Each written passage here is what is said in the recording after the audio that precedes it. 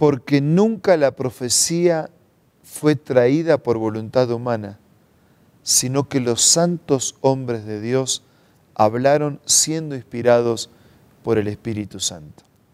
Esta declaración del apóstol San Pedro nos explica la razón por la que podemos ser reavivados por su palabra.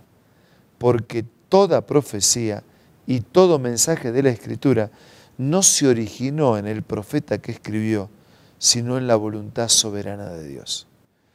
En nuestro avance, en nuestro estudio del libro de Oseas, hoy nos detenemos en el capítulo 5, pero antes pedimos la bendición de Dios. Padre nuestro que estás en los cielos, al meditar en tu palabra pedimos la asistencia de tu Espíritu. Lo pedimos, lo agradecemos en el nombre de Jesús. Amén. El capítulo 5 de Oseas es un capítulo de juicio contra Israel. Y ese juicio está colocado en estas palabras. Escuchen estos sacerdotes.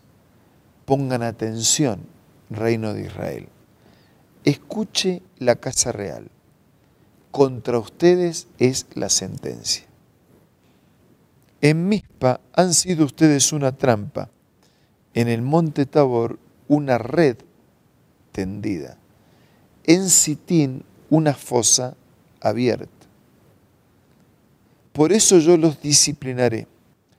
Yo conozco bien a Efraín, Israel no me es desconocido, pero ahora Efraín se ha prostituido e Israel se ha mancillado. O sea, sigue utilizando esa figura de la prostitución espiritual, ¿no? Como quien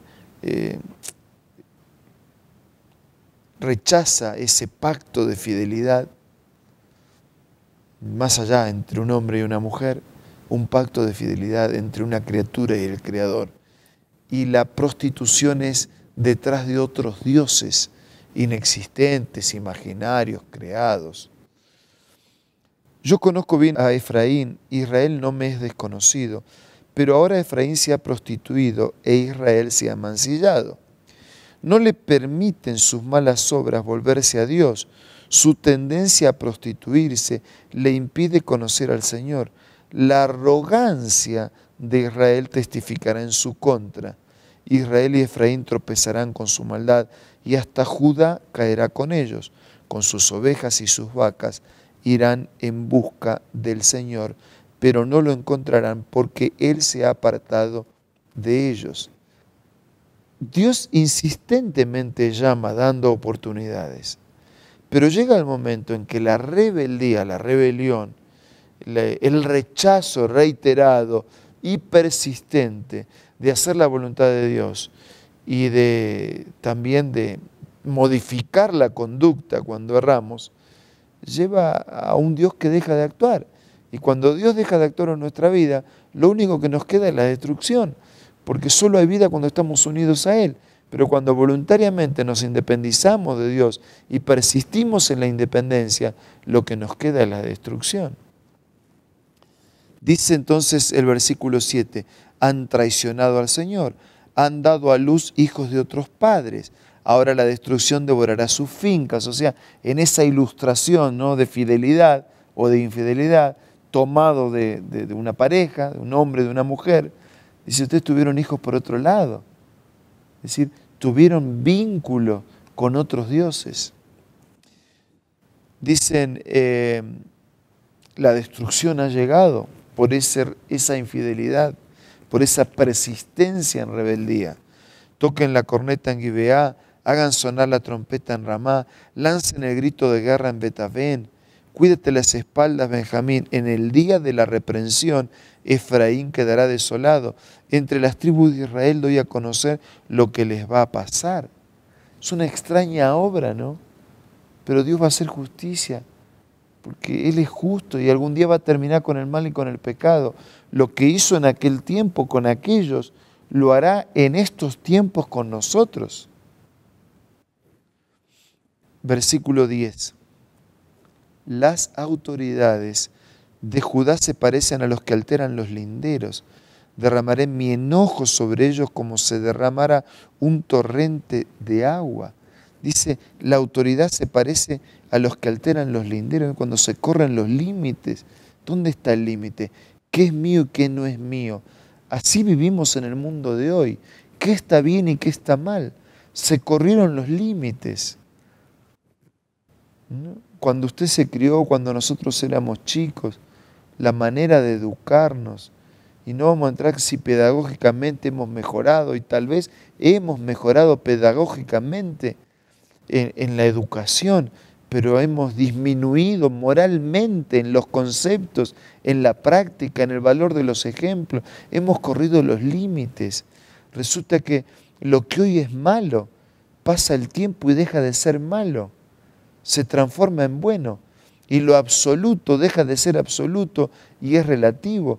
Y yo creo en la modernidad y creo que hay cosas que el avance del tiempo nos lleva a mejorar y usufructuamos de la mejoría de esos adelantos. Pero también creo en los principios antiguos, en los valores morales y espirituales, en límites que no pueden ser corridos, que tienen que ser respetados, que están vigentes, que hacen parte a la palabra de Dios, a la voluntad de Dios, a los mandamientos de Dios, y que tenemos que tenerlos internalizados en la fe y también en la práctica. Y la autoridad es más responsable. El líder religioso y no religioso es más responsable todavía, porque no solo son los que tenemos que practicar por nosotros, sino que ser una influencia de bien para que otros practiquen. Por eso dice que Dios se enojó, que va a derramar su enojo como quien derrama un torrente de agua. Efraín está deprimido, aplastado por el juicio, empeñado en seguir a los ídolos, pues seré para Efraín como polilla, como carcoma para el pueblo de Judá. Versículo 13. Cuando Efraín vio su enfermedad y Judá reparó en sus llagas, Efraín recurrió a Siria, pidió la ayuda del gran rey, pero el rey no podrá sanarlo ni tampoco curar sus llagas. Es inconcebible. ¿Cómo ir a pedir ayuda a Siria? A Siria había sido un pueblo enemigo, que tenían sus dioses que no eran Dios, y salieron a pedir ayuda a los enemigos, ayuda a los dioses que no era el verdadero Dios. Por eso dice, yo seré como un león para Efraín y como un cachorro para Judá. Quedarán hechos pedazos, me alejaré, yo mismo me llevaré la presa. Volveré luego a mi morada hasta que reconozcan su culpa. Buscarán ganarse mi favor, angustiados me buscarán con ansias. Sí, yo seré como un león. ¿Saben que en la Biblia hay más de un león, no? Aparece en Pedro el león rugiente que busca muerto de hambre a quien devorar. Aparece el león aquí como símbolo de juicio y también aparece el león de la tribu de Judá como símbolo de salvación. En algunas garras de estos leones vamos a caer. O en las garras del león hambriento, Satanás, que busca devorarnos.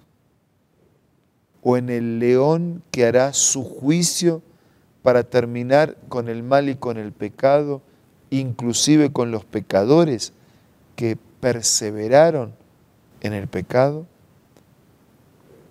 O en el león que nos va a defender del otro león, del león que va a terminar con los enemigos que nos atacan, nos lastiman y que nos ofrecerá en su poder y en su fortaleza una segura victoria sobre el mal y sobre el pecado, para vencerle al león que nos ataca, para estar tranquilos frente al león del juicio, aceptando la fortaleza del león que quiere salvarnos. En este momento de oración vamos a aprender de esta historia del pasado para que el juicio de Dios no sea sobre nosotros, sino su fortaleza, su poder, su amor y su convicción de salvarnos.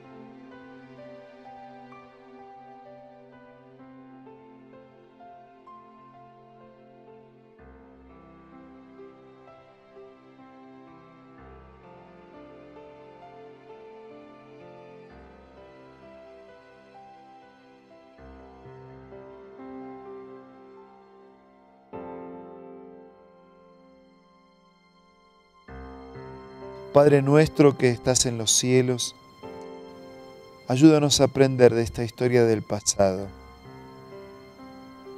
Quienes desestimaron tan reiteradamente tu palabra que un día se enfrentaron con tu juicio. Ayúdanos a escuchar tu voz. Ayúdanos a pelear contra ese león que quiere la destrucción. No solos, porque seremos destruidos. Ayúdanos a no temer al león del juicio. Ayúdanos a vivir de tu mano haciendo tu voluntad, refugiados en el poderoso león de la tribu de Judá, que salva, que restaura, que defiende, de manera tal que nuestras vidas puedan ser diferentes aquí y un día sean vidas por toda la eternidad. Nada merecemos, pero te pido y te agradezco todo en el nombre de Jesús. Amén. Muchas gracias por acompañarnos en este día. Que la bendición de Dios lo cuide, lo proteja y nos salve. Hasta mañana, si Dios quiere.